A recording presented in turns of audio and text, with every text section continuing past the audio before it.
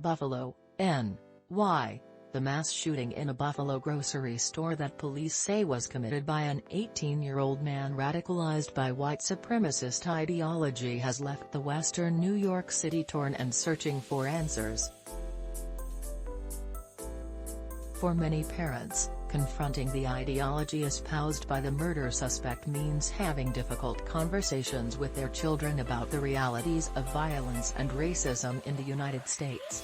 One of my sons is 18 years old, and his very first question to me was like, "Mom, how does someone my ag?" Denise O. Walden-Glenn. How do you explain that to your child? Walden-Glenn is a mother of 12 and the executive servant leader for Voice, a social activism group in Buffalo. When she learned of the shooting spree Saturday that left 10 black people dead, and an additional 3 victims injured, her thoughts immediately went to how she could support her community, including her children, ages 13 to 26. When NPR spoke with Walden-Glenn on Monday, she said her middle school-aged children did not go to school that day.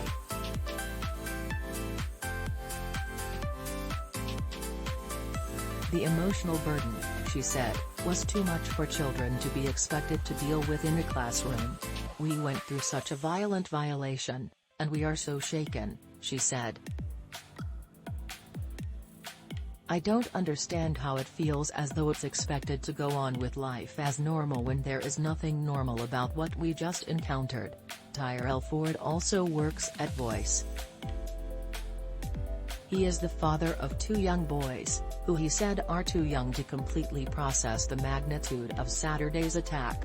"I don't think they fully understand until they get a little bit older and start to see the world for what it truly is," Ford said. "And that's the risk we run, exposing them to the dark side of the world so early on.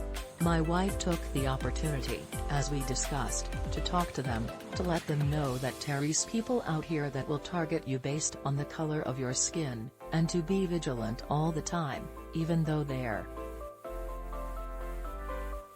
He said the shooting has stirred up a redoubled sense of protectionism toward his family. "The war on black and brown bodies is real, and we don't know when the next occasion will happen," he said.